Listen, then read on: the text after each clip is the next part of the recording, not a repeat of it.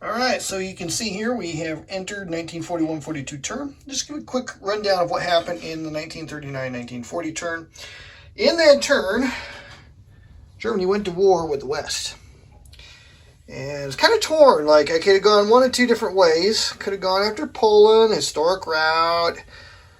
Decided instead that it was never going to get any easier. France was building up pretty quick, and once they had gotten an alliance with the UK, I figured it's time to move on this right away while I had the military hardware poised to attack France, whereas I would have to have shifted forces to attack Poland, lost operational tempo. I decided to risk it, and boy, it paid off huge. France collapsed, and then France surrendered, which is what the white...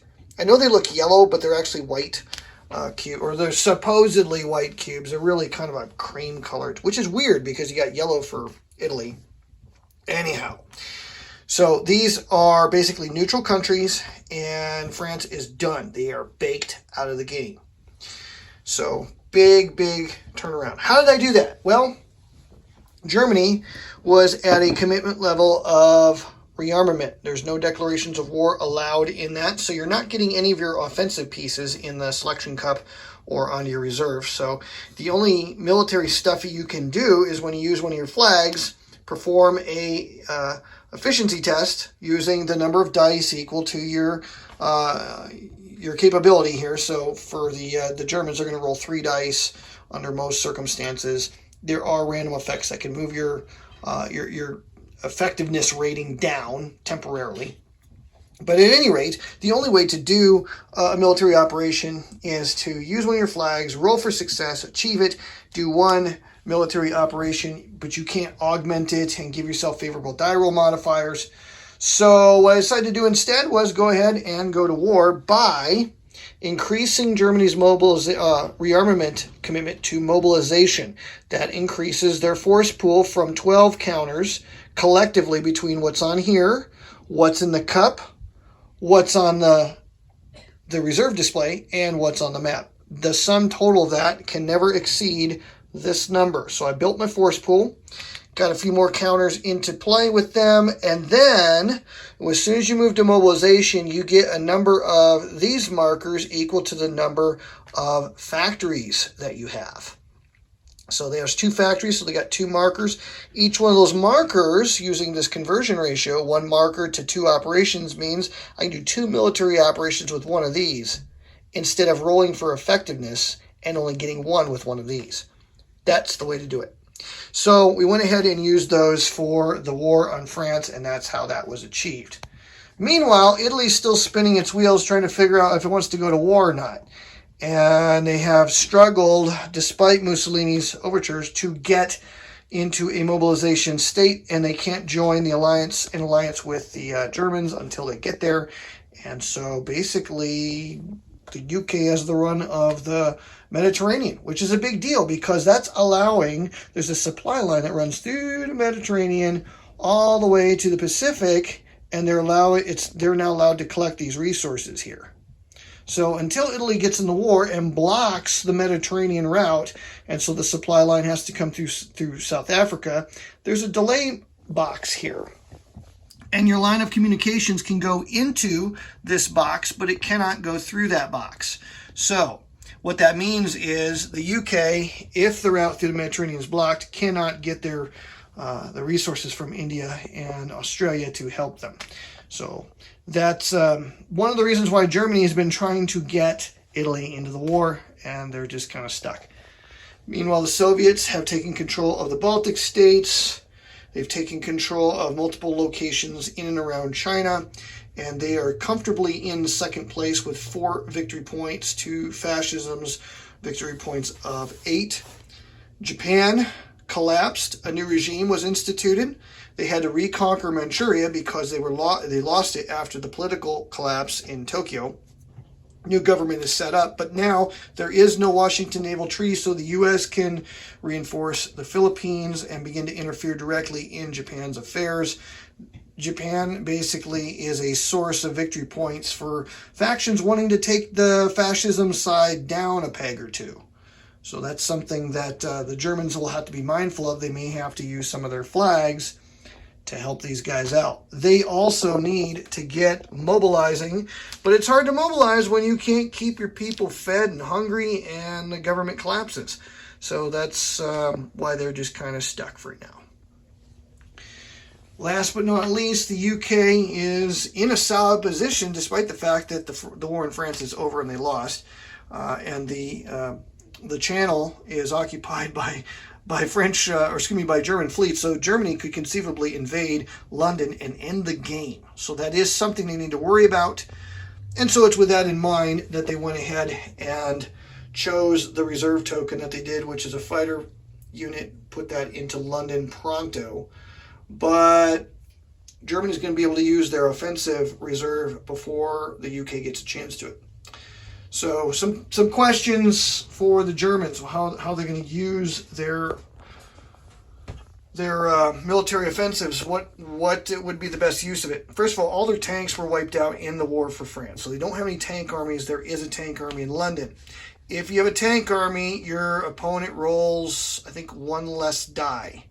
And so basically you get one extra die if you have aerial superiority, which they would have with the one fighter squadron or fighter unit still in support range of London. They would have to use both of their military operations to do the cross-channel attack. So they're only going to get one swing at it. And they're going to be -1 on their die roll because it's an invasion. And they're going to roll 2 dice to their opponent's 2 dice. So you always start in a military operation, you always start in combat situations with 2 dice, and then they modify from there. So Germans will get 3 dice because of the fighter, the air superiority. There's no fighters to contest with.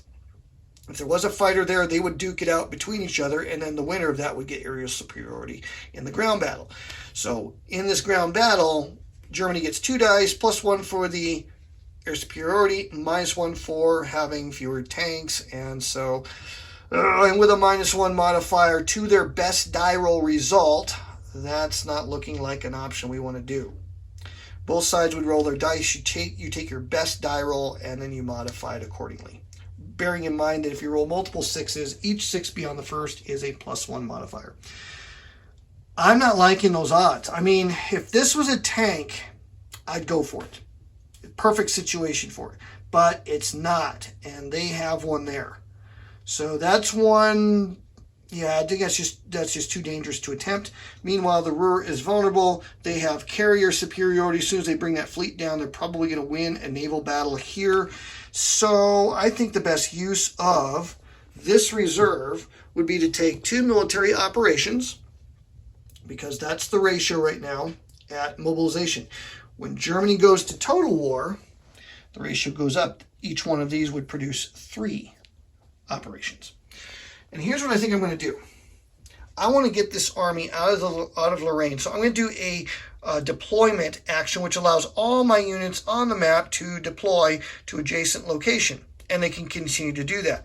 You can't engage in offensive operations through that, but you can shift some things around, and that sometimes is very helpful to do. So I'm going to go ahead and do that for one. The second one, and I'll just put this here. I could move other units too, by the way. I could take the guy out of Czechoslovakia, bring him up to Sweden, but I kind of like him where he's at. I think it's an important place to keep him, and really don't want to move anything else around. It's tempting to bring somebody over to Paris. It would be tempting to bring maybe one of these guys to Paris and an attack here, because if you were to attack this independent area and win, you would be able to base your submarines 2 sea zones away, park them here or here, and that would block supply routes for the UK, regardless of what Italy does. That's attractive. Another option would be I have armies already poised to go after Poland, win a battle there. That would give you another resource to use in the next turn. It would also provoke the Soviet Union, so they're going to get a flag out of it if I do that. And they have a defensive army to fight back with. So, some tough questions, as to what to do with my second operation.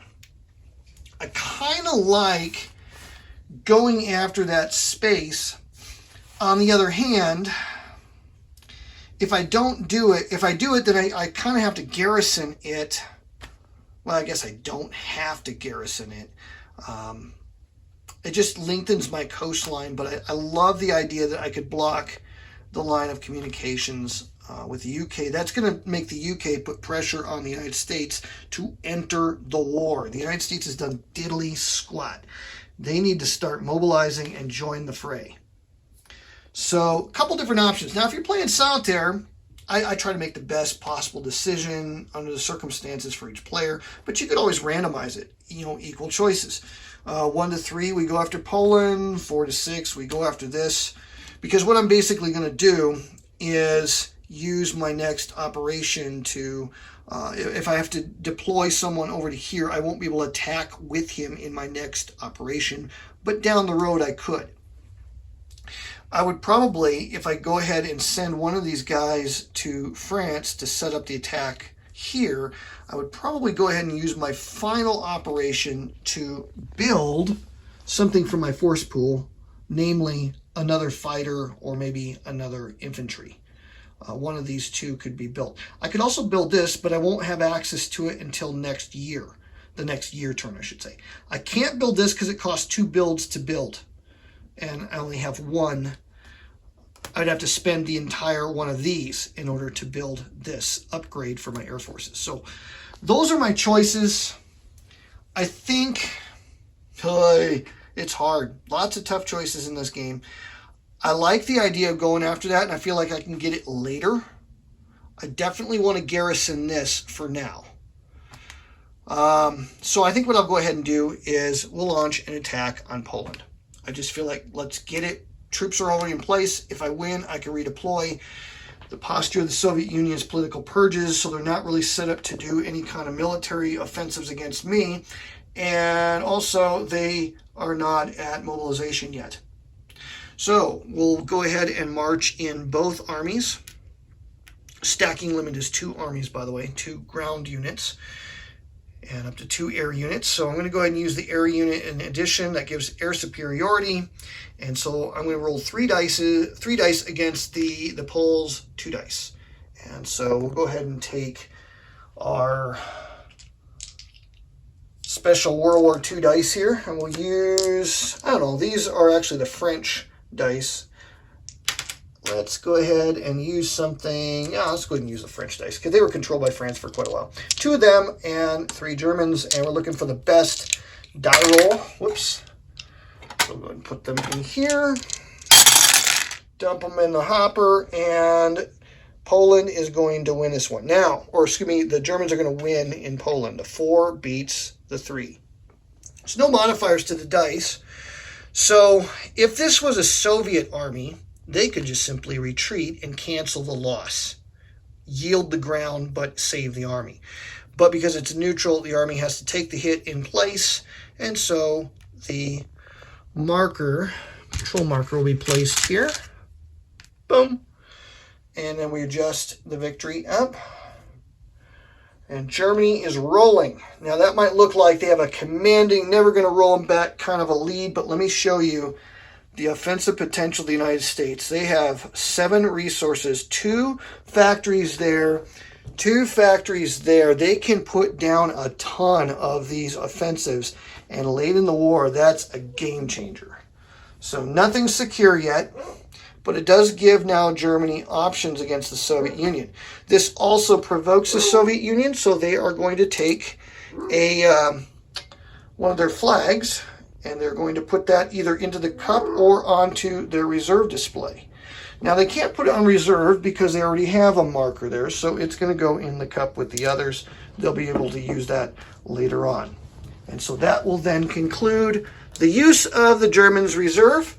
If by any chance they spent this and then built something else and immediately put it in reserve, you can't take 2 reserve turns in a row. They'd have to let Japan take its next option or somebody else, and then they could go again. So if you're at the bottom of the pile here, you might have to wait a while before you get to have your go. And it might even be a while before you start drawing out of the mug. So that just kind of gives you an idea of how military operations can look in Cataclysm.